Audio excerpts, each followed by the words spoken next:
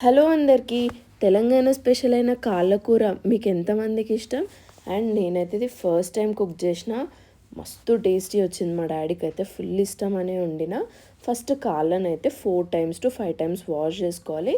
Colour change అవుతూ ఉంటుంది వాటర్ది. అప్పుడు స్టాప్ చేసి పక్కన పెట్టేసుకొని ఇప్పుడు ఒక మిక్సింగ్ జార్లో ఆనియన్ టమాటా వేసి మెత్తగా పేస్ట్ చేసుకొని పక్కన పెట్టేసుకోండి.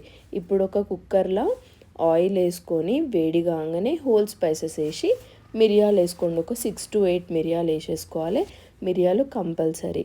ఇవన్నీ వేసిన తర్వాత మనం ముందే వేసి పెట్టుకున్న పేస్ట్ కూడా దీనిలో యాడ్ చేసేసి అది కొంచెం పచ్చివాసన పోగానే కొంచెం సాల్ట్, పసుపు, అల్లం వెల్లుల్లి పేస్ట్ వేసి ఇది కూడా పచ్చివాసన పోయి నూనె పైకి వచ్చినప్పుడు మనం ముందే వాష్ చేసి పెట్టుకున్న కాళ్ళని దీనిలో వేసి మిక్స్ చేసి ఒక 5 to 10 minutes మూత పెట్టి అది అట్లా కుక్ అయిపోయిన తర్వాత ఇప్పుడు దీనిలో కారం, కొంచెం జీలకర్ర పొడి, ధనియాల పొడి, గరం మసాలా కూడా వేసుకొని ఒక 5 to 10 minutes కుక్ అయిన తర్వాత 1 liter వరకు వాటర్ వేసేసుకోండి.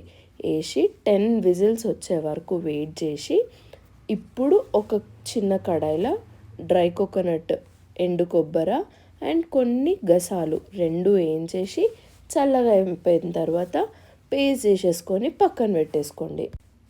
ఈ పక్కన పెట్టుకున్న పేస్ట్ని కుక్కర్ మూత తీసి ఈ పేస్ట్ని దానిలో యాడ్ చేసి మిక్స్ చేసుకొని మళ్ళా కొన్ని వాటర్ యాడ్ చేసి ఒక 3 విజిల్స్ పెట్టేసుకున్నారంటే యమ్మీగా కాళ్ళకూర రెడీ. నాకు ఇట్లా థిక్గా నచ్చింది, సో ఇట్లనే ఉంచుకున్నా. మీకు కొంచెం గ్రేవీ కావాలనుకుంటే వాటర్ యాడ్ చేసుకోండి. నచ్చింది కదా, ట్రై చేయండి.